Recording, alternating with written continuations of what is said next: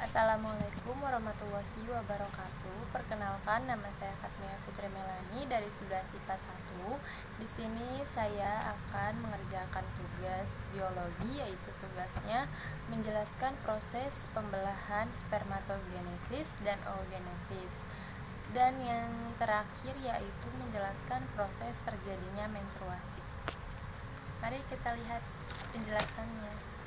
Spermatogenesis adalah pembentukan gamet jantan, yaitu sel sperma yang terjadi di dalam testis.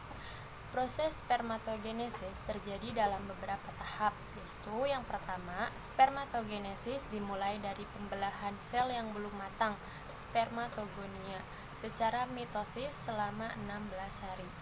Satu spermatogonia akan disimpan dan satunya lagi akan menjadi spermatogonia B. Spermatogonia B akan mengalami pembelahan secara mitosis, menghasilkan sel anal yang bersifat diploid. Spermatogonia hasil meiosis kemudian tumbuh menjadi spermatosis.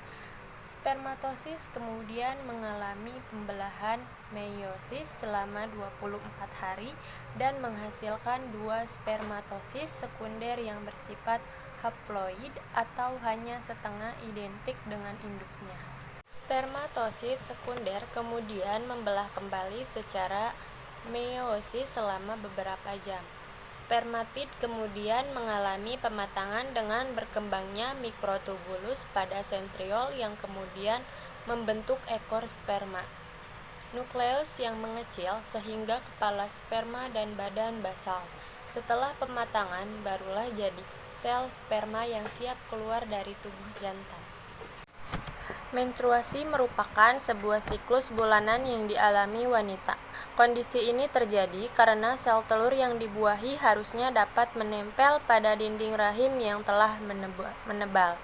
Namun, karena tidak ada pembelahan yang terjadi pada dinding rahim yang telah menebal, akhirnya meluru dan menimbulkan darah menstruasi. Saya akan menjelaskan proses pembelahan oogenesis. Oogenesis dimulai dari sel awal yang membelah menjadi oogonium. Oogonium tersebut membelah kembali secara mitosis menghasilkan oosit primer adalah sel diploid atau memiliki materi genetik yang identik dengan oogonium. Oosit primer masuk ke tahap prenatal, yaitu terbentuknya lapisan epitel sel yang disebut dengan folikel primer. Saat oosit primer mulai matang, oosit primer membelah secara meiosis 1 membentuk oosit sekunder yang haploid.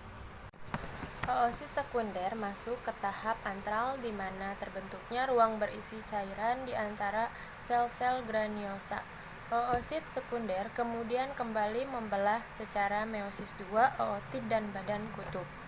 Ootid kemudian mengalami ovulasi atau tahap pematangan untuk menjadi ovum atau sel telur dan dilepaskan ovarium ke tuba Fallopi dan siap dibuahi. Jika pembuahan tidak terjadi dalam waktu 24 jam, maka oosit akan bergenerasi. Segitu saja yang dapat saya sampaikan. Terima kasih. Wassalamualaikum warahmatullahi wabarakatuh.